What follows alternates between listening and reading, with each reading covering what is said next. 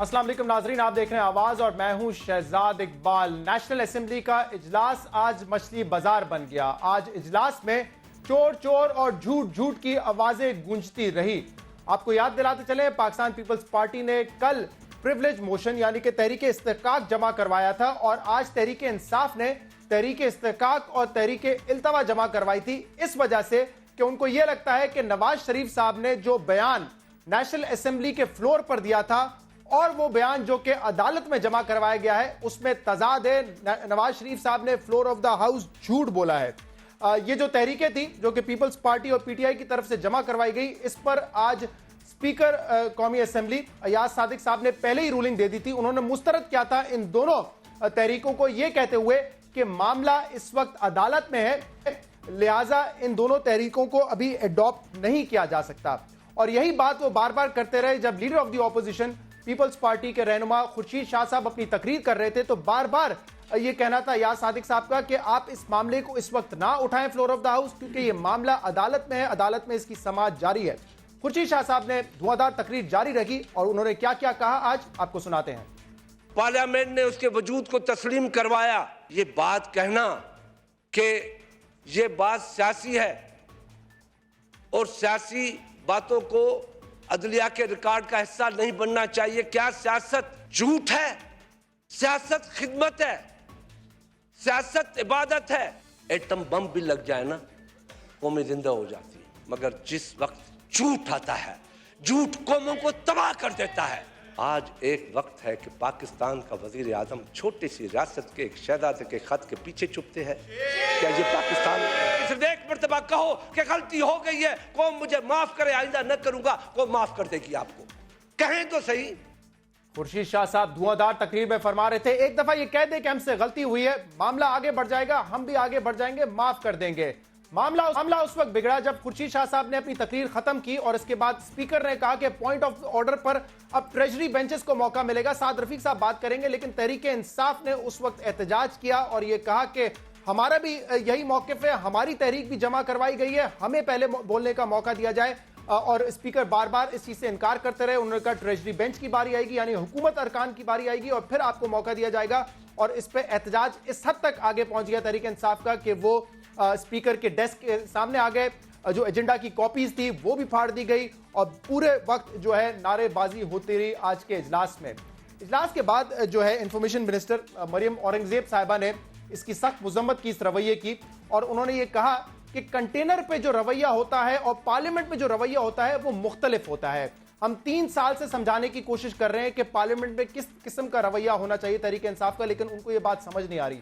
तो मरियम औरंगजेब साहिबा शायद पार्लियामेंट में नहीं है, उनको ये अंदाजा नहीं है कि जिस वक्त पीएमएलएन यानी कि उनकी जमात ऑपोजिशन में थी और पीपल्स पार्टी जिस वक्त जो है हुकूमत में थी, उस वक्त पीएमएलएन पार्लियामेंट में क्या क्या करती रही है।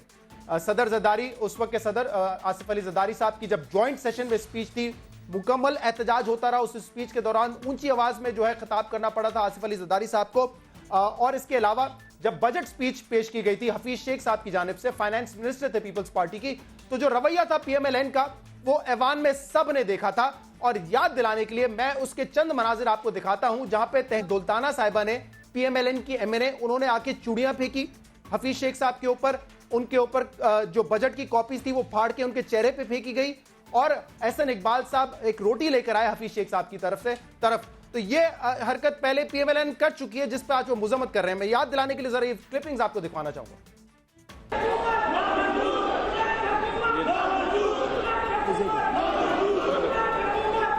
पावर किया गया, हमें सूबों को मजीद इख्तियारात दिए गए। मैं मुल्क की हिफाजत के लिए बेशुमार कुर्बानियां देने वाले पाकिस्तान इस तरमीम के जरिए 18 वजारतें सूबों को मुंतकिल की गई और वसीतर खुद मुख्तारी और ज़्यादा वसाइल सूबों के अवाम की बेहतरी के लिए वहाँ मुंतज़बात को ज़बान दी जाए और माशरे के कमज़ोर तबकात को इकनॉमिक मेन स्ट्रीम में लाने को यकीनी बनाया जाए। मरियम औरंगजेब साहिबा, जिस बात की आज आप मजम्मत कर रही थी, ये रवैया पीपल्स पार्टी जब हुकूमत में थी आपकी जमात भी दिखा चुकी है। चूड़ियां फेंकी गई, कागज के टुकड़े हफीज शेख साहब के चेहरे पे फेंके गए, और सिर्फ इतना ही नहीं, हाथापाई तक भी नौबत पहुंची थी। तो आज जो पार्लियामेंट में हुआ है, ये पहली मर्तबा नहीं, आपकी जमात भी ये कर चुकी है। हमारे साथ आज प्रोग्राम में मौजूद होंगे पाकिस्तान तहरीक इंसाफ के member national assembly Ali Mohammad Khan साहब। बहुत बहुत शुक्रिया अली साहब प्रोग्राम में शिरकत के लिए। हमारे साथ वफाकी वजीर खुर्रम दस्तगीर साहब, PMLN के सीनियर रहनुमा, वो भी मौजूद है। खुर्रम साहब, आपको भी बहुत बहुत शुक्रिया। और इस वक्त हमारे साथ टेलीफोन लाइन पर अवामी मुस्लिम लीग के सरबराह शेख रशीद साहब भी मौजूद हैं। शेख साहब, आपको भी बहुत बहुत शुक्रिया। आपसे आगाज करूंगा। शेख साहब, किसकी गलती थी आज ऐवान में जो मछली बाजार वाला समा हमने देखा है? क्या ऑपोजिशन को, पाकिस्तान तहरीक इंसाफ को, या आपको इंतजार नहीं कर लेना चाहिए था कि साद रफीक साहब बात कर लें? उसके बाद स्पीकर साहब ने कहा था कि आपकी बारी आएगी। देखें, बात यह है कि प्रिविलेज मोशन जो है पीपल्स पार्टी की भी थी, तहरीक इंसाफ की भी थी और हमारी भी थी। अब आपने पीपल्स पार्टी को तो वक्त दे दिया और साथ ये भी उन्हें तड़ी लगा दी कि आसफ जरदारी आने वाले, ये ना हो यहाँ ही हम आपका तिया पाचा कर दें। और मैं खुर्शीद शाह के पास गया भी, मैंने कहा कि आप स्टैंड लें कि आपकी भी प्रिविलेज मोशन थी। उन्होंने कहा मैं पॉइंट ऑफ ऑर्डर पे था।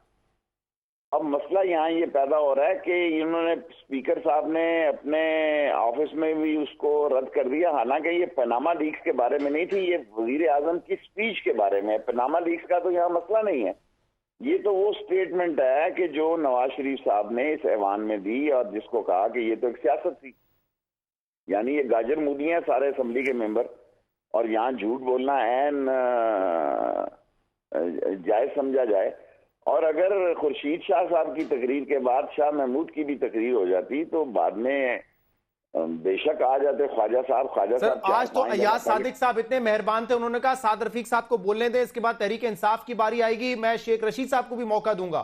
तो अगर थोड़ा सब्र कर लेते तो शायद आज आप भी बात कर रहे होते। नहायत एहतराम के बाद मैंने उनके खिलाफ भी प्रिविलेज मोशन दाखिल की है। इस असेंबली का वकार ही अयाज सादिक साहब ने तबाह किया है।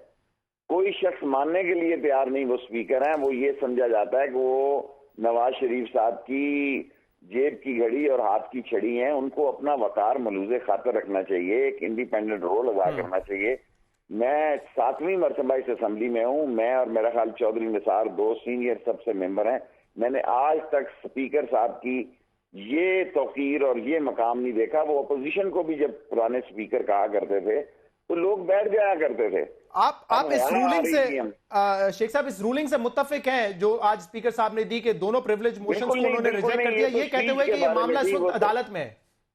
सर जी, पनामा लीक्स होता तो मसला था। यहाँ तो सिर्फ नवाज शरीफ साहब की तकरीर के वो इख्तिसाबात थे जो उन्होंने असेंबली में दिए, और उससे उनके जो लायर थे उसने उससे इख्तिलाफ किया। उन्होंने कहा जी वो तो सियासत है, उसको इसमें ना लाएं। यानी फ्लोर ऑफ द हाउस जो रूल एंड प्रोसीजर है, जो कॉन्स्टिट्यूशन के तहत चलता है, constitution is the mother of the politics, और कॉन्स्टिट्यूशन के तहत प्राइम मिनिस्टर जो कौमी असेंबली में कहते हैं वो आइन और कानून के हिस्से में आती है। अगर इनके लिए आइन और कानून नहीं है, और जैसा अभी आपने दिखाया, मेरी बहन है तमीना दौलताना, जो कुछ तमीना दौलताना यहाँ करती रही है, दुपट्टे मारती रही है, दुपट्टे फेंकती रही है, सिर्फ जूती नहीं मारी उन्होंने, बाकी हर चीज मारी है उन्होंने, चूड़ियों से लेके और दुपट्टों तक वो फेंकती रही हैं। So this is not the way. आज जो कुछ भी हुआ, मेरा ख्याल है तहरीक इंसाफ पे जो बहुत बड़ा मलबा गिरा हुआ था कि ये जनाब यू टर्न लेते हैं, और उसका उन्होंने मौका दिया उनको धोने के लिए, और उनको एक बेहतर सफाई का आज मौका मिला है, और उन्होंने ये साबित किया है कि भी अगर उनको मौका नहीं दोगे तो कल भी फिर वो यही करेंगे। शेख साहब, बहुत बहुत शुक्रिया आपका, आपने हमें ज्वाइन किया। खुर्रम साहब, आज वापसी हुई थी तहरीक इंसाफ की, अगर थोड़ा इंतजार कर लेते, तहरीक इंसाफ को मौका दे देते बात करने का, तो क्या बेहतर नहीं होता? आज ऐवान में जो हुआ शायद वो ना होता। और दूसरी बात ये कि अभी शेख साहब भी फरमा रहे थे कोई पनामा का इशू हम नहीं डिस्कस कर रहे थे, हम डिस्कस कर रहे थे कि वजीर आजम ने फ्लोर ऑफ द हाउस गलत बयानी की है, लिहाजा इस केस का उससे ताल्लुक नहीं जो इस वक्त अदालत में है, तो हमारे प्रिविलेज मोशन को रिजेक्ट नहीं करना चाहिए था, मुस्तरद नहीं करना चाहिए था। पहली बात तो यह है कि तहरीक इंसाफ की पार्लियामान से कमिटमेंट, आपके नाजरीन और शहजाद साहब आप मुझसे ज़्यादा बेहतर जानते हैं, जो 126 दिन इस ऐवान के बाहर, इस ऐवान के मेंबरान को, ऐवान को हर किस्म की ज़बान इन्होंने इस्तेमाल की है इस ऐवान के ख़िलाफ़। और फिर जो है वो आप ये भी तो सीन दिखाएं ना کہ 31 اگست کو کیا ہوا تھا کہ پارلیمان کا تقدس پامال ہوا, اس کا فینس ٹوٹا, اور یہی تحریک انصاف والے تھے جو یہ فینس توڑنے والے تھے. تو جو فینس توڑنے والے ہیں, جو پارلیمان کو بطور ادارہ اور اس کے ممبران اور اس کی پارٹیوں کو متون کرنے والے ہیں, میں بڑی عاجزی سے عرض کروں گا ان کی پارلیمانی ساکھ اور کریڈیبلٹی جو ہے وہ منفی ہے, صفر بھی نہیں کر سکتے اس کو.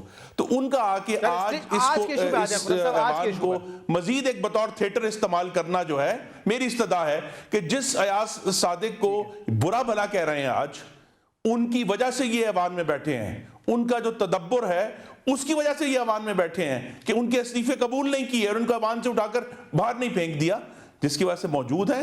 جو ٹیکٹکس ہیں پارلیمانی وہ انہوں نے استعمال کیے, ہم نے بھی ماضی میں کیے ہیں, اس پہ کوئی جو ہے نا اس کے اوپر بات کرنا میں سمجھتا ہوں کہ ہم سب جماعتوں نے کام کیا ہوا ہے. تحریک استحقاق جمع کرواتے جو کہ پیپلز پارٹی اور پی ٹی آئی نے جمع کروائی, یہ تو ان کا آئینی حق ہے نا, تو اس کو کیوں مسترد کیا گیا؟ اس پہ جو دلیل دی گئی میں یہی تو کہہ رہا ہوں. دیکھیں یہ وہ لوگ ہیں, نہیں میں شہزاد صاحب دیکھیں, میں پیپلز پارٹی کے بارے میں بات نہیں کر رہا, میں تحریک انصاف کے بارے میں کہہ رہا ہوں کہ وہ تمام استحقاق جس کا آج انہوں نے استعمال کیا ہے قومی اسمبلی کو, اسی کو تو یہ متون کرتے رہے ہیں. یہ 2 دن پہلے تک تو 2 ماہ اور 9 دن قومی اسمبلی کا بائیکاٹ کیا, کس بنیاد پر کیا اور آج کس بنیاد پر واپس آ گئے؟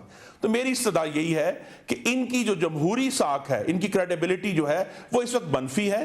اور دوسری بات جو کی گئی ہے وہ یہ ہے کہ یہ کہنا کہ جی ہم نے تو تحریک استحقاق جمع کرائی ہے کیونکہ ہمارے خیال میں جو ہے یہ غلط بیانی ہوئی ہے. میرے بھائی, جس بنیاد پہ آپ کہہ رہے ہیں غلط بیانی ہے, وہ پرائم منسٹر نواز شریف کا عدالت عالیہ میں بیان ہے.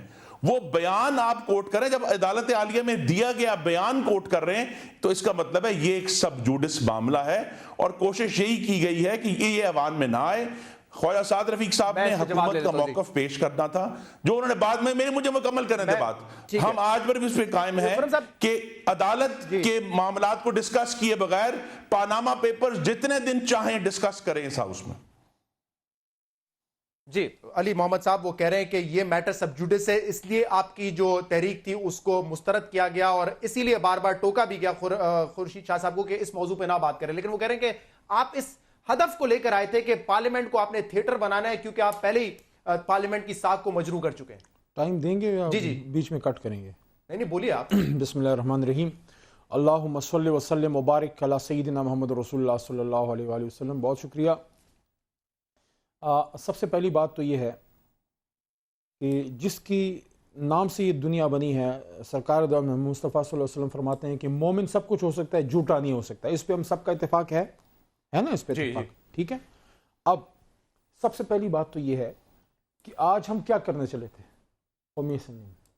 اگر ہم ممبر پارلیمنٹ ہیں تو ہمارا استحقاق ہے, اور استحقاق کیا ہے؟ استحقاق یہ ہے کہ میں as a member of parliament Ali Muhammad, irrespective of the fact کہ میں کس جماعت سے ہوں, جس آدمی کا بھی ضمیر زندہ ہے اس کا یہ, پھر میں دوبارہ تاکہ جن کو سننے میں تکلیف ہے ان کو سنائی دے, جس آدمی کا بھی ضمیر زندہ ہے اس کا یہ استحقاق ہے کہ اس کو قومی اسمبلی میں غلط فیکٹس نہ بتائے جائیں, وہ جس بھی جماعت سے ہو.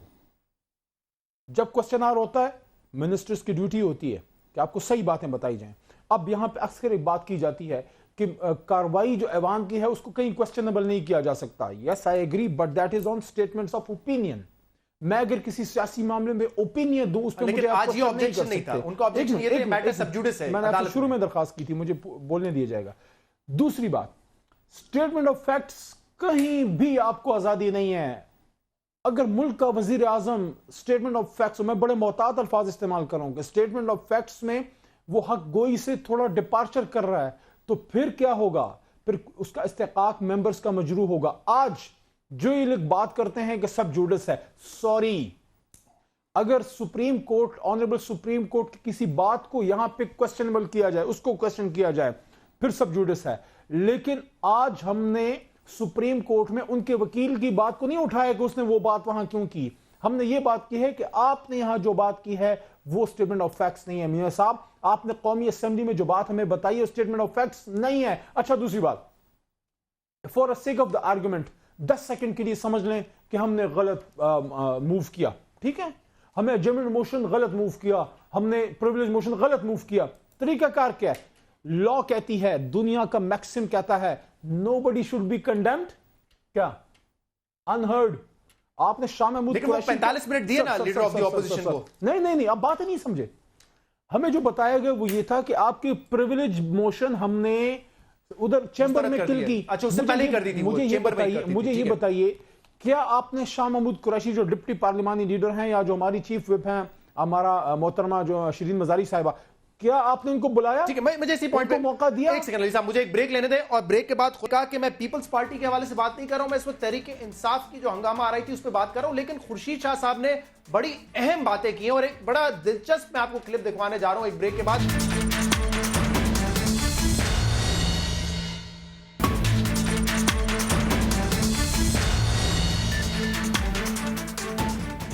ویلکم بیک ناظرین. خرم دستگیر صاحب اور علی محمد خان صاحب میرے ساتھ موجود ہیں. علی صاحب, صرف مختصر سے جواب دے دیں کہ آج جو ہنگامہ آرائی کی اس کے بغیر بھی معاملہ چل سکتا تھا. کیا کہہ رہے تھے اسپیکر صاحب کہ ایک باری ان کی آئے گی پھر واپس آپ کی باری آ جائے گی؟ کیا اس میں بڑی بات تھی؟ کیا پیپلز پارٹی اپوزیشن ہے؟ جی ہے. کیا ہم اپوزیشن ہیں؟ وہ لیڈر آف دی اپوزیشن. کیا ہم اپوزیشن پارٹی ہیں؟ پھر ان کو موقع دینا, ان کی جماعت کو موقع دیا گیا. ایز اپوزیشن لیڈر نہیں بول رہے تھے, وہ اپنی جماعت کو پوائنٹ آف آرڈر پہ باری باری بات ہوتی ہے. سر بات یہ کہ آپ کو باری مل جاتی ہے. ہمارے ساتھ یہ رویہ اس لیے رکھا جاتا ہے کہ دیکھیں اصل بات ہے ریئل پالیٹک کی, اور ریئل پالیٹک کو میاں صاحب کو پتا ہے کہ اگر پنجاب میں ان کے تخت راویلڈ کو خطرہ ہے تو وہ کس سے ہے. آپ کو جان بوجھ کے نہیں بولنے دیا جا رہا تھا. یہ چاہتی تھی پی ایم ایل این, آپ یہ کہہ رہے ہیں؟ یس دے ڈڈنٹ وانٹ اٹ. دیکھیں ایک مجھے پتا ہے, اب شاہ محمود قریشی نے ریپیٹ تو کرنا نہیں تھا. صحیح, میں سمجھ. شاہ محمود قریشی صاحب نے اپنی بات کرنی تھی, 10 منٹ میں ہو جاتی, 12 منٹ میں ہو جاتی. اصل میں یہ وہ تنگ, دیکھیں حکومت میں بیٹھ کے سنا جاتا ہے. آپ کا موقف آ گیا. میں خرم صاحب سے پوچھتا ہوں, ہمیں برداشت کر لیں, خیر ہے, ہم خرم صاحب لیکن برداشت کر لیں. خرم صاحب, آپ نے کہا پیپلز پارٹی کی بات پہ میں بات نہیں کر رہا, ان کے احتجاج پہ آپ نے بات کی, لیکن آج خورشید شاہ صاحب نے جو تقریر کی ہے اس میں 20 مرتبہ انہوں نے نواز شریف کے بارے میں بات کرتے ہوئے 20 مرتبہ ان کو جھوٹا کہا یا جھوٹ بول رہے ہیں نواز شریف صاحب, یہ کہا 20 مرتبہ. میں آپ کو سنواتا ہوں, اس کے بعد جواب دے گا مجھے اس کا. کیا سیاست جھوٹ ہے؟ کیا سیاست جھوٹ کا نام ہے؟ سیاست ایک جھوٹ کا نام ہے. پارلیمنٹ میں کہا گیا لفظ جھوٹ پہ مبنی ہے. حکمران عوام سے جھوٹ بولے, جس وقت جھوٹ آتا ہے جھوٹ قوموں کو تباہ کر دیتا ہے, قومیں تباہ ہو جاتی ہے جھوٹ سے. ایک جھوٹ دوسرا جھوٹ کو سچ ثابت نہیں کر سکتا. جھوٹ ایک لعنت ہے, جھوٹ لعنت ہوتی ہے, جھوٹ قوموں کو تباہ کرتی ہے. ہمارے جھوٹ کی وجہ سے گروندوں کی طرح توڑ کے چلتے جائے. سیاست جھوٹ ہوتا ہے, جو سیاست جھوٹ نہیں ہوتی. میں کیا سچ ہوں کیا جھوٹ ہوں, پارلیمنٹ میں آ کے ہم جھوٹ بولیں اپنے آپ کو بچانے کے لیے. آؤ حقیقت سچ کو سچ کہو, جھوٹ کو جھوٹ بولو, غلطی کو غلطی کہو, غلطی ہو گئی ہے. تو خرم صاحب, پی ٹی آئی کو ایک طرف رکھ دیں, leader of the opposition peoples party کے رہنما نے آج 20 مرتبہ جھوٹ اور جھوٹا کا لفظ استعمال کیا ہے نواز شریف صاحب کے بارے میں بات کرتے ہوئے, تو اصل تو وہاں پہ آپ کو جواب دینا چاہیے تھا. تو یہی تو ہماری خواہش تھی کہ اگر ہمارے پی ٹی آئی کے بھائی اور بہنیں جو ہیں وہ تسلی سے ہمارا جو جواب تھا جو خواجہ سعد رفیق نے خورشید شاہ صاحب کو دینا تھا وہ سن لیتے. اس کے بعد ہم تسلی سے شاہ محمود قریشی صاحب کی تمام گفتگو سنتے. اس کا جواب جو ہے وہ غالباً خواجہ آصف صاحب نے دینا تھا, اور جو پارلیمنٹری ڈیبیٹ کے طریقہ کار ہیں اس کے مطابق معاملہ چلتا. تو اس میں یہ کہنا کہ جی اسپیکر نے آن ریکارڈ ہیں, وہ انہوں نے بار بار کہا کہ آپ خواجہ سعد رفیق کی بات سن لیں, اس کے بعد شاہ محمود قریشی صاحب بات کر لیں گے. تو ہم نے کسی وقت بھی ان کا جو رائٹ ہے قومی اسمبلی میں, جن عوام نے ان کو منتخب کیا ہے ان کی آواز انہوں نے اٹھانی ہے, جس بھی طرح یہ بہتر سمجھتے ہیں وہ ضرور اٹھائیں. لیکن یہی سوال ہے کہ یہ کہنا کہ جی حکومت کی بات ہم نہیں سنیں گے, ہمارا حق فائق ہے. فائق ہم سب بطور ممبران اسمبلی کا حق ہے وہاں بولنے کا, کسی ایک کا اس پہ نہیں ہے. اور چونکہ وہاں پارٹیاں موجود ہیں تو ایک دوسرے کو تحمل سے سننے میں میرے خیال میں تو ہمیں کوئی حرج نہیں ہونا چاہیے. یہ کہ جب اسپیکر صاحب ایک یقین دہانی کرا چکے ہیں کہ خواجہ سعد رفیق کے بعد شاہ محمود قریشی صاحب بولیں گے, تو ہمیں جو ہے اسپیکر کا بھی تو احترام کرنا ہے. انہوں نے کمٹمنٹ دی ہے, تو اس کو اگر تسلی سے سن لیتے, جواب سن لیتے, تو بہت سارے معاملات کلیئر بھی ہو جاتے. بہت سارے معاملات جو ہیں جو رولز ایڈمیسیبلٹی کے بارے میں موشنز کے وہ بھی کلیئر ہو جاتے, لیکن انہوں نے سننا مناسب نہیں سمجھا. آپ کی وساطت سے پوچھتا ہوں ذرا پروسیجر کے تحت، شہزاد بھائی فاضل وزیر صاحب سے ذرا پلیز پوچھئے گا کہ کل کے لیے اسپیکر صاحب کو کیا انسٹرکشن ہے؟ کل بھی ہمیں نہیں بولنے دیا جائے گا، ادھر تازہ ترین اطلاعات کیا ہیں؟ کل کے لیے کیا انسٹرکشن دی گئی ہیں اسپیکر صاحب کو؟ کیا انسٹرکشنز ہیں خرم یا صاحب؟ کل بھی ہمیں یہی کرنا پڑے گا؟ جی انسٹرکشنز یہی ہیں کہ جو معاملہ پینڈنگ ہے، اگر ہمارے بھائی مطلب تحمل انسٹرکشنز سے ہیں۔ خواجہ سعد رفیع کی بات سن لیں تو شاہ محمود قریشی صاحب مطلب کو پورا موقع انسٹرکشنز دیا جائے گا۔ ہیں، دیکھیں آج بھی اسپیکر صاحب کو جتنا وقت انسٹرکشنز ضائع ہیں، ہوا خرم ہے، بھائی آپ نے مان لیا آج۔ دیکھیے میرے بھائی آپ آپ نے ابھی ڈکٹیٹ نہیں کہا کر سکتے اسپیکر کو کہ نہیں، آپ نے ابھی کہا کہ انسٹرکشنز ہیں کل کے لیے۔ نہیں کل ہمیں ویسے ڈائریکٹ ہو جاتے ہیں، کل ہمیں بولنے دیا جائے گا یا کل پھر ہمیں اپنے گلے پھاڑنے پڑیں گے؟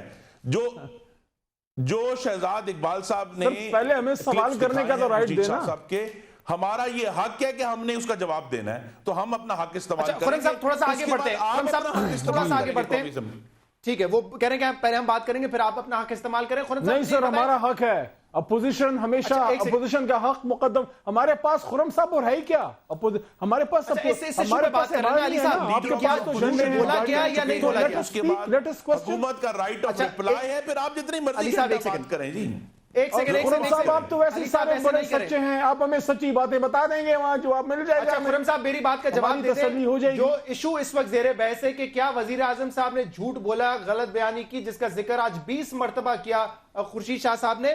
یہ معاملہ تو عدالت میں کہا ہے نا سلمان بٹ نے، جو ان کے وکیل ہیں، کہ پارلیمنٹ میں ایک سیاسی بیان دیا گیا تھا، سیاسی بیان کو آپ آئینی قانونی بیان یا عدالتی بیان نہ سمجھیں، یہ تو کہا ہے ان کے وکیل نے۔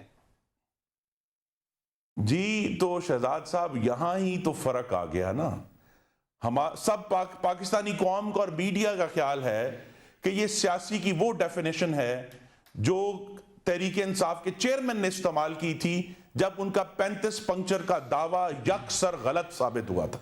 اس وقت انہوں نے فرمایا تھا کہ یہ میرا سیاسی بیان تھا، ہماری سیاست سچی ہے۔ انہوں نے یہ کہا کہ یہ ایک سیاسی فورم پہ دی گئی بات تھی، وہ عدالتی بیان نہیں ہے۔ ہم نے جو بات کی ہے، یہی بات تو میری استدعا ہے کہ اگر ان میں تحمل ہو، جمہوری تحمل ہو، تو وہ خواجہ سعد رفیع کی کل بات سن لیں، وہ ایک ایک طریقے سے بتائیں گے کہ ہماری سیاست تو سچ کی سیاست ہے۔ ہم نے جو ایک ایک لفظ بولا، جو آپ ٹھیک کہہ رہے ہیں 35 پنچر والی بات پر عمران خان صاحب نے بات تو ہم نے ہی کرنی ہے پہلے یو ٹرن، سر ایک سیکنڈ سوال بتا دیں آپ کو، بات تو ہم نے ہی کرنی ہے پہلے۔ نہیں ہے، یہ محمد نواز شریف کی ڈیفینیشن ہے۔ آپ ٹھیک کہہ رہے ہیں، آپ ٹھیک کہہ رہے ہیں کہ عمران خان صاحب نے یو ٹرن لیا تھا 35 پنچر پہ، عمران خان صاحب نے یو ٹرن لیا تھا، انہوں نے الزام لگایا، بعد میں کہا یہ سیاسی بیان ہے، لیکن وہ تو ٹیلی ویژن پہ کنٹینر پہ بات کر رہے تھے نا۔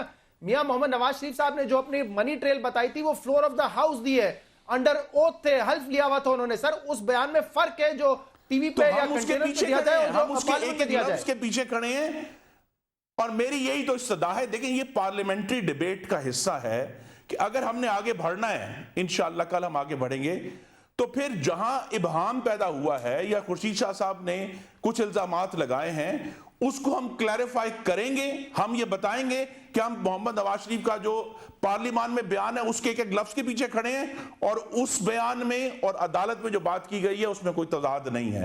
یہی تو بات ہے کہ جو سیاسی کی ڈیفینیشن ہے، ٹھیک ہے میں پوچھ لیتا ہوں، عمران خان والی ہے، یہ محمد نواز شریف کا سیاست بیان ہے، اور جو سیاست ہے آج خورشید شاہ صاحب نے بڑی باتیں کی، انہوں نے کہا اپنی گزارش سن لیں جی، تھوڑا سا جذباتی معاملہ ہے۔ انہوں نے کہا جی کہ میری والدہ کی میت پڑی تھی تو مجھے جو ہے وہ جیل لے جایا جا رہا تھا۔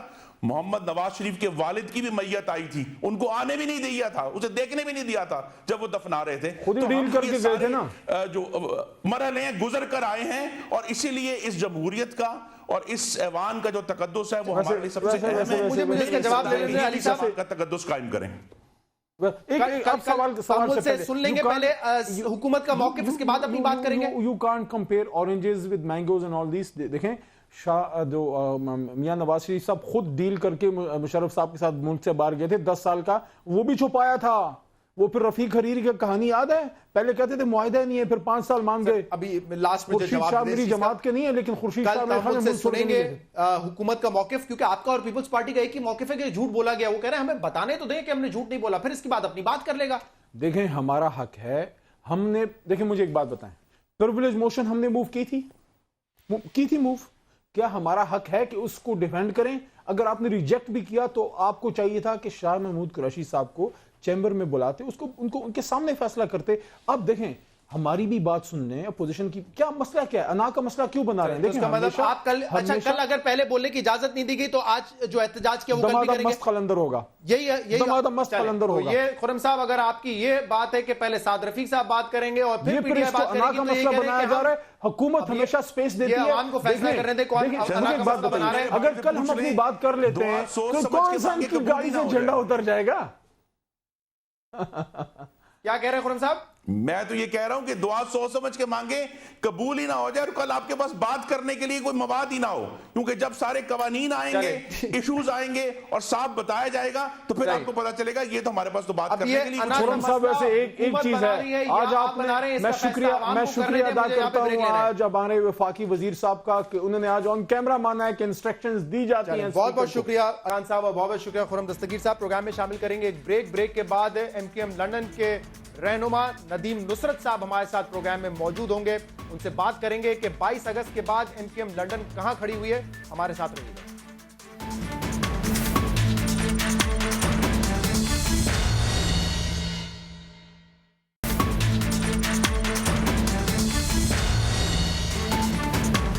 ویلکم بیک ناظرین. اس بات میں اب کوئی شک نہیں کہ 22 اگست کے بعد ایم کیو ایم تقسیم ہو چکی ہے. دو دھڑے ہیں. ایک ہے ایم کیو ایم پاکستان جس کے سربراہ ہیں ڈاکٹر فاروق ستار صاحب جو کہتے ہیں تمام M P As, M N As اور تنظیمی لوگ ہمارے ساتھ ہیں، اور دوسرا دھڑا ہے ایم کیو ایم لندن کا جس کے کنوینر ہیں ندیم نصرت صاحب اور وہ تمام لوگ ان کے ساتھ ہیں جو اس وقت الطاف حسین صاحب کے ساتھ لندن میں موجود ہیں. حکومت کی ایک واضح پالیسی ہے کہ ایم کیو ایم پاکستان تو اپنی سیاسی ایکٹیویٹیز کر سکتی ہے کراچی میں، لیکن ایم کیو ایم لندن کو سیاسی ایکٹیویٹی کرنے کی اجازت نہیں دی جائے گی. اور بے شک یہ پالیسی اناؤنس نہ ہو، یہ غیر اعلانیہ پالیسی ہو، لیکن یہ پالیسی ہے ضرور. اس کی دو بڑی مثالیں ہیں. ایک ایم کیو ایم لندن کی جو پریس کانفرنس تھی جو وہ کراچی پریس کلب میں کر رہے تھے، وہاں پر پروفیسر حسن ظفر کو اور امجد اللہ خان صاحب کو جو کہ نئی ایم کیو ایم لندن کے رابطہ کمیٹی کے ممبران تھے ان کو وہاں سے گرفتار کیا گیا، آج بھی زیر حراست ہیں. اور ایک دوسری مثال ہم نے 9 دسمبر کو دیکھی جب یوم شہداء کے موقع پر ایم کیو ایم لندن کے جو حمایتی تھے، جو لوگ تھے، وہ وہاں پر فاتحہ خوانی کرنا چاہتے تھے مکہ چوک کے پاس، لیاقت علی خان چوک کے پاس، لیکن لا انفورسمنٹ ایجنسیز نے اس بات کی اجازت ان کو نہیں دی. تو غیر اعلانیہ پالیسی ضرور، لیکن پالیسی واضح ہے. اس پر ایم کیو ایم لندن اب کیا موقف اختیار کرے گی اور آگے کیا ان کے پلانز ہیں، اس پر بات کرنے کے لیے ہمارے ساتھ لندن سے موجود ہیں ندیم نصرت صاحب، convener M Q M London. بہت بہت شکریہ نصرت صاحب وقت دینے کے لیے. پالیسی حکومت کی غیر اعلانیہ ضرور ہو لیکن وہ پالیسی آپ کے سامنے ہے. یہ تمام چیزیں دیکھتے ہوئے ایم کیو ایم لندن اس وقت کہاں کھڑی ہے کراچی اور سندھ کے سیاسی منظرنامے پر؟ ایم کیو ایم میں سمجھتا ہوں ایک ہے، ظاہر سی بات ہے اس وقت جو سچویشن ہے اس کی بنیاد پہ کمپارٹمنٹلائز کیا جا رہا ہے اس کو لندن اور پاکستان. لیکن بنیادی طور پر دیکھیں ایم کیو ایم کی جو شناخت ہے وہ بنیادی طور پہ الطاف بھائی کی شخصیت ان کی ہے، اور انہوں نے ہی اس تحریک کو اس سیاسی پارٹی کی اس کی بنیاد رکھی، جنم دیا، اور وہی اس کی ظاہر سی بات ہے کہ غیر متنازع لیڈرشپ رہی ہے. یہ صورتحال جو ہم آج فیس کر رہے ہیں 92 میں بھی ہم فیس کر چکے ہیں، آج بھی وقت قسمتی سے اس کا سامنا ہے. لیکن یہ کانفیڈنس ہمارا ہے کہ جو میجورٹی ہے کارکنان کی، بہت بڑی میجورٹی اور عوام، وہ کل بھی الطاف بھائی کے ساتھ تھے، آج بھی الطاف بھائی کے ساتھ ہیں.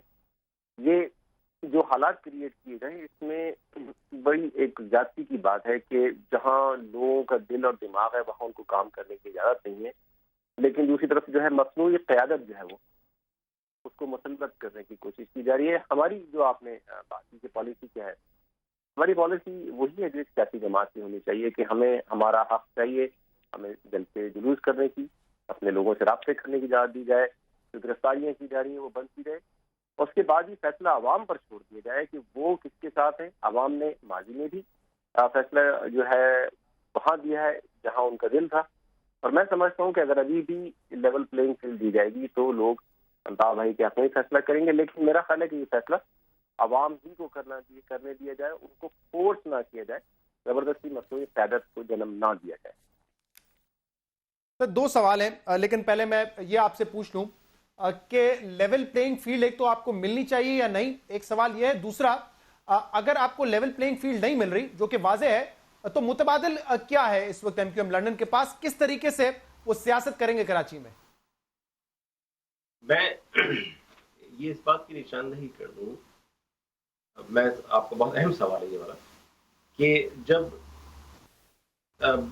جمہوری معاشرے ہوتے ہیں وہاں سیاسی گھٹن نہیں ہوتی. یہ نہیں ہو سکتا کہ آپ کہیں کہ پاکستان میں سیاست کرنے کی اجازت ہے، پاکستان حکومت ہے، اور دوسری طرف آپ لوگوں کو ان کی مرضی کی سیاست نہ کرنا دیں، اور جو کہ پیورلی جمہوری سیاست بھی ہے. اب اگر MQM کو فورس کیا گیا بار بار، اقتدار بھائی بار بار وضاحتیں کر چکے ہیں، ہم بھی مسلسل وضاحت کر رہے ہیں آپ کے میڈیا کے ذریعے، بہت سارے بعض امیر صحافی اس بات کی نشاندہی کر رہے ہیں کہ MQM کو اس کا حق ملنا چاہیے، جو کہ خوشائند بات ہے. لیکن اگر اس کے باوجود ہماری اتھارٹیز اگر اپنی پوزیشن چینج نہیں کرتی تو دیکھیے پھر تاریخ فیصلہ کرے گی. MQM جیسی مقبول جماعت کو اگر بدقسمتی سے فورس کیا گیا اور وہ انڈر گراؤنڈ چلی گئی تو اس کے نتائج نہ ملک کے لیے اچھے ہوں گے نہ جمہوریت کے لیے اچھے ہوں گے. یہ میں کسی ڈیٹیل میں نہیں جاؤں گا، لیکن میں یہ کہوں گا کہ یہ اگر خدا نخواستہ ایسا ہوا لوگوں کو انڈر گراؤنڈ کام کرنا پڑا، جو کہ آلریڈی وہ کر رہے ہیں، جس کا نتیجہ آپ نے دیکھا کہ تمام تر ریاستی مشکلات کے باوجود، جبر کے باوجود 9 تاریخ کو کتنا بڑا ٹرن آؤٹ تھا. یہ اس بات کا ثبوت ہے کہ ہمارا انفراسٹرکچر موجود ہے اور مسلسل وہ پھیل رہا ہے. اب اس کے 2 راستے ہیں، آپ جمہوری ہمیں ہمارا حق دے دیں اور فیصلہ عوام پر چھوڑ دیں. لیکن اگر یہ ریاستی جبر کے ذریعے ہمیں کام کرنے کی اجازت نہیں دی گئی تو پھر ان لوگوں کو جو لاکھوں کی تعداد میں ان کو سنبھالنا کسی کے بس میں نہیں ہوگا. ندیم اور میں صاحب پھر کہہ رہا ہوں کہ جی شاید آپ کی اس ڈیمانڈ کو سنا جاتا اگر کوئی آلٹرنیٹ نہیں ہوتا، کوئی متبادل نہیں ہوتا. اس وقت MQM پاکستان کی صورت میں یا آپ یہ کہہ لیں کہ فاروق ستار صاحب کی MQM میں ایک آلٹرنیٹ ہے، جن کے پاس وہ کہتے ہیں MNA ہیں، MPAs ہیں، اور ان کو سیاست کرنے کی اجازت دی جا رہی ہے. تو اس ماحول میں آپ کو اجازت ملتی ہے یا نہیں، لیول پلینگ فیلڈ ملتی ہے یا نہیں، اس پہ ایک بڑا سوالیہ نشان ہے. انفیکٹ یہ کہا جا رہا ہے ڈاکٹر فاروق ستار صاحب اور ان کے ساتھیوں کی طرف سے کہ وہ حقیقی MQM ہے، MQM ایک ہی ہے، اور وہ ہے جن کے سربراہ فاروق ستار صاحب ہیں. اور وہ یہ بھی کہہ رہے ہیں کہ سازشیں اس وقت باہر سے ہو رہی ہیں، کیونکہ 9 دسمبر کو انہوں نے جو بات کہی تھی اسی دن یوم شہداء کے دن، جس دن آپ کے حق میں بھی لوگ نکلے تھے. میں سنوانا چاہوں گا، اس کے بعد آپ اس چیز کا جواب دے دے گا. MQM کل بھی ایک تھی، آج بھی ایک ہے اور کل بھی ایک رہے گی. ان سازشوں کو بھی ناکام بنائیں گے جو MQM کے باہر سے ہو رہی ہے، اور جو نادان دوست جو MQM کے اندر کے دوست ہیں وہ بھی اگر نادانی میں MQM کو تقسیم کرنے کی بات کر رہے ہیں، اس کوشش کو بھی ہم کسی حال کامیاب نہیں ہونے دیں گے. ٹویٹر کے 140 کیریکٹر میں بیٹھ کر شہادت اور انقلاب کی دعوت دینا آسان ہے، لیکن میدان عمل میں کھڑے ہو کر شہید ساتھی کے مقصد کو آگے بڑھانا تمہارا کیریکٹر بتاتا ہے. بزدلی وہ ہوتی اور وہ ہے کہ جو اپنے لوگوں کو تنے تنہا بے آسرا چھوڑنے کا عمل ہو.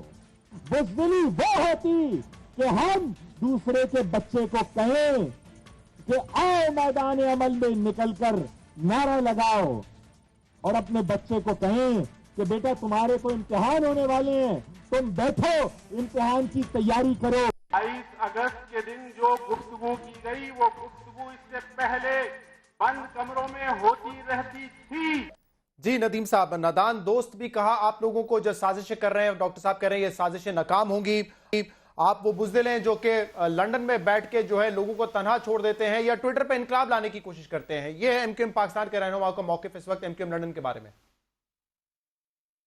ظاہر سی بات ہے کہ وہ اپنی بقا کی جنگ لڑ رہے ہیں، عوام کی اور کارکنان کی کچھ سپورٹ نہیں ہے، ان سے اب کسی خیر کی ہمیں توقع نہ تھی نہ ہے. لیکن میں یہ ضرور عرض کروں گا اس حوالے سے کہ میں ڈاکٹر فاروق ستار کو دیکھ کر MQM میں شامل نہیں ہوا تھا، نہ ہی وہ لاکھوں اور کروڑوں لوگ ہیں جو MQM کا حصہ ہیں، جو ان میں سے نہ میرے نام پر کوئی شامل ہوا MQM میں، نہ ڈاکٹر فاروق ستار، نہ کسی اور XYZ کے نام پہ. لوگ آپ بھی بحث صحافی اس بات سے واقف ہے کہ لوگ صرف اور صرف ایک نام پہ شامل ہوئے، وہ نام ہے الطاف حسین.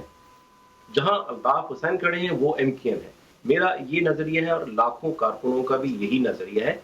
نام اس کو آپ ایم کیو ایم دے دیں, اس کو آپ کوئی اور نام دے دیں, بیٹر وہ کرتا ہے جو قائد کا ہے. انہوں نے ان کو قائد سے بانی بنایا, اس کے بعد سے وہ دستبردار ہو گئے. جس شخص کی وجہ سے انہیں نام اور مقام ملا, آج یہ کہہ رہے ہیں کہ ہم نادان دوست ہیں. سر اس شخص نے اپنے آپ کو بڑا متنازع کر دیا ہے پاکستان کے خلاف بات کر کے, اور ظاہر سی بات ہے شاید تمام لوگ ایم کیو ایم پاکستان کے ساتھ نہ ہو, لیکن بہت سے ایسے لوگ ہوں گے جو اب یہ فیل کرتے ہیں کہ الطاف حسین صاحب نے جو تقریر کی تھی اس کے بعد ایم کیو ایم لندن کا پاکستان میں سیاست کرنا مشکل ہے, تو وہ متبادل تو دیکھیں گے. پھر جناب یہ فیصلہ عوام کو کرنے دینا. دنیا بھر میں یہ طاقت کے ذریعے اگر آپ نے فیصلے کرنے ہیں تو پھر آپ کر لیجئے, لیکن اس کا مطلب یہ نہیں کہ آپ لوگوں کے دلوں کو فتح کر سکتے ہیں. آپ ایک خطاب ہوتا ہے, اس میں ایک بات کی جاتی ہے اور اس کی فوراً معذرت بھی ہوتی ہے, اور دوسری طرف یہ بھی ہے کہ ایم کیو ایم کی پوری ایک تاریخ ہے. ایم کیو ایم کے لوگوں نے نہ کبھی فوری تنصیبات پر حملے کیے ہیں, نہ پاکستان کے جھنڈے کو آگ لگائی ہے خدا نخواستہ, نہ ریاست کے خلاف بات کی ہے, نہ کبھی آئین کے خلاف بات کی ہے. آپ اس طرح سمجھیں شہزاد صاحب, جب لاشیں گر رہی ہوں, 3 سال سے آپریشن ہو رہا ہو, کوئی اسپیس نہیں دی جا رہی ہو, فرسٹریشن میں ایک بات کی جاتی ہے, ایون جو مقدمات ہوتے ہیں اس میں بھی کانٹیکسٹ کو ضرور سامنے رکھا جاتا ہے. یہ اتنی بے رحمی سے آپ ایروگینس کے ساتھ اگر فیصلہ کریں گے, الطاف صاحب نے جملہ کہا ہے ان کے لیے سیاست کے دروازے بند, تو دروازے آپ تو کہہ دیں گے بند ہو جائیں گے, لیکن تاریخ بتائے گی دروازے بند نہیں ہوئے ہیں. نقصان جو تاریخ آپ کو دکھائے گی اور ہمیں دکھائے گی, اس کا خمیازہ ملک کو خدا نخواستہ نہ بھگتنا پڑے. ہمیں اس بات کا فیصلہ کرنا ہے کہ ہمیں ملک کو بچانا ہے. الطاف حسین صاحب کو ہمیں ملک کے لیے استعمال کرنا یا نہیں کرنا. اس ایشو پر میں نے ابھی پچھلے ہفتے سی ایم سندھ کا انٹرویو کیا تھا مراد علی شاہ صاحب کا, اور ان سے میں نے پوچھا تھا کہ کیا حکومت کی یہ پالیسی ہے کہ ایم کیو ایم کے دفاتر جو بند ہوئے ہیں وہ ٹھیک ہوئے ہیں, کیا آپ اس کے پیچھے کھڑے ہوئے ہیں؟ انہوں نے کیا جواب دیا تھا, سنیے ذرا پلیز. بڑے میجر قسم کے الزامات لگے تھے, اتنے بڑے الزام لگے تھے کہ پوری کی پوری متحدہ قومی موومنٹ نے اپنے بانی سے اپنے آپ کو ڈس ایسوسیٹ کر دیا. یہ بند رہیں گے دفاتر ان کے؟ یہ دفاتر جب تک ہم سمجھیں گے کہ یہ سیکیورٹی سچویشن ہے سچ کہ ہم نے ان کو بند رکھنا ہے, ہم بند رکھیں گے.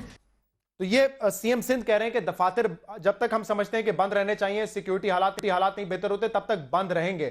وہ کہہ رہے ہیں کہ ایم کیو ایم پاکستان الگ ہو گئی ایم کیو ایم لندن سے, اتنی بڑے ایشو تھے تو یہ جلدی تو نہیں ریزالو ہونے والا.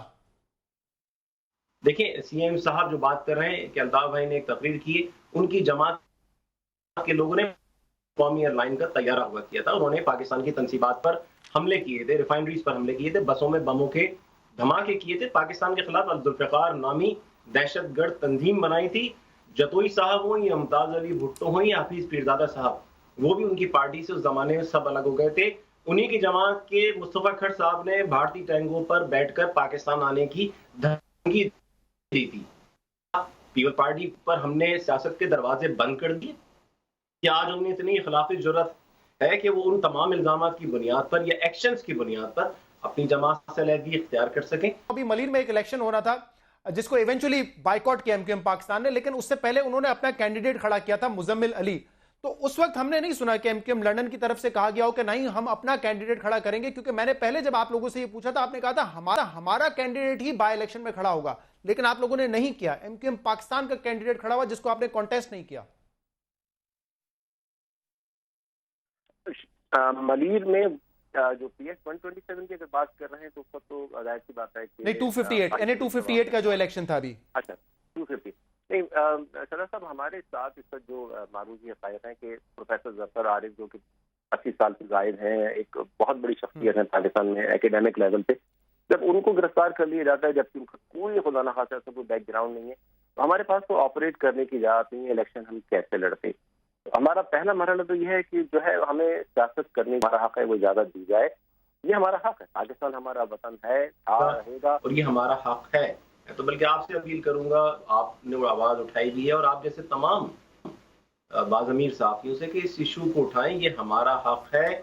آج تو ہم آپ کے توسط سے بیٹھ کے بات کر رہے ہیں, لیکن کل خدا نخواستہ الطاف حسین صاحب کے ہاتھ سے بھی بات نکل گئی تو پھر نقصان ہم اور آپ سب کو اٹھانا پڑے گا. سر یہ وہی باتیں ہیں, ہمارے ہاتھ سے بات نکل گئی جس کو ہمیشہ ایک منفی انداز میں یہاں پہ لیا جاتا ہے. آپ کہیں حقائق کچھ اور ہے لیکن تاثر تو یہی جاتا ہے, اور جس کی وجہ سے ہمیشہ ایم کیو ایم کو مشکلات میں پڑنا پڑا ہے. دیکھیے میں آپ سے پھر کہوں گا خدا نہ خواستہ اس میں کوئی ایسا ایلیمنٹ نہیں ہے، لیکن ہسٹری آپ کے سامنے ہے. آج 22 اگست کے بعد سے الطاف بھائی نے بہت سارے ویڈیو میسیجز ریلیز کیے ہیں جس میں انہوں نے پاکستان زندہ باد کے نعرے لگائے ہیں. ہمارا میڈیا 22 تاریخ کی بات اٹھاتا رہتا ہے مسلسل، اس کے بعد آنے والی چیزوں کو کیوں نہیں اٹھاتا؟ ہمارے ملک میں وہ قوتیں موجود ہیں جنہوں نے ریاست کے آئین کو چیلنج کیا، جنہوں نے پاکستان کے شہید فوجیوں کو شہید ماننے سے انکار کر دیا. وہ آج کے پی گورنمنٹ میں بیٹھے ہوئے ہیں، سینٹ کے اندر بیٹھے ہیں وہ لوگ، ان کے خلاف کوئی ایکشن نہیں ہوتا. آپ نے بار بار استعفے بھی مانگے M N As M P As سے، کچھ لوگوں کو آپ نے پارٹی سے فارغ کر دیا. کتنے لوگ اس وقت آپ سے رابطے میں ہیں؟ کتنے لوگوں نے اپنے استعفے جمع کروا دیے ہیں؟ ریسنٹلی آپ نے وسیم اختر صاحب کو بھی یہ کہا تھا اور یہ امپریشن دیا تھا کہ وہ آپ کے میئر ہیں، آپ کے کہنے پہ چلیں گے. ان کو آپ نے کہا تھا لوگوں سے دور رہے، M N As M P As سے دور رہے. میں نے پوچھا ان سے انٹرویو میں، وہ کہتے ہیں کہ نہیں بالکل میں M P As M N As کو ساتھ رکھوں گا، میں ایم کیو ایم پاکستان کا میئر ہوں. تو کون کون کھڑا ہے اس وقت ایم کیو ایم لنڈن کے ساتھ؟ بہت سارے لوگ کھڑے ہیں لیکن ہم لوگوں کو آزمائش میں ڈالنا نہیں چاہ رہے ہیں.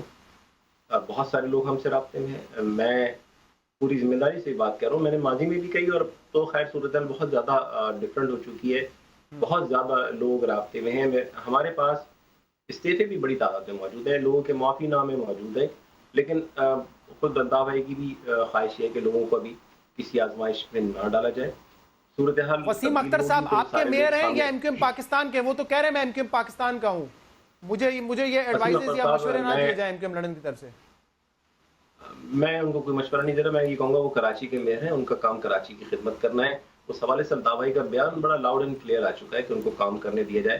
کراچی کی جس وقت سچویشن ہے، ہم تو خود یہ لوگوں کو بھی کہہ رہے ہیں کہ جو الیکٹڈ جو لوکل گورنمنٹ کے لوگ ہیں ان کو نہ صرف کام کرنے دیا جائے بلکہ ان کے ساتھ تعاون کیا جائے، کیونکہ اس وقت بہت سخت ضرورت اس بات کی ہے کہ کراچی کے جو مسائل ہیں ان کو حل کیا جائے. کراچی کیا تمام شہری سندھ اور پورے پاکستان کے مسائل کو حل کرنے کی ضرورت ہے. ٹھیک ہے ندیم نصرت صاحب، آپ کا بہت بہت شکریہ. لندن سے ہمارے ساتھ موجود تھے ندیم نصرت صاحب اور بار بار یہی کہہ رہے تھے کہ ہمیں لیول پلینگ فیلڈ دی جائے. اب یہ حکومت اور ریاست کو فیصلہ کرنا ہے کہ کیا ایم کیو ایم لندن کو لیول پلینگ فیلڈ دینی چاہیے یا نہیں، اور آنے والا وقت یہ بتائے گا. اس پروگرام کا فیڈ بیک آپ ہمیں دے سکتے ہیں ہمارے سوشل میڈیا پر. اجازت دیجیے، اللہ حافظ.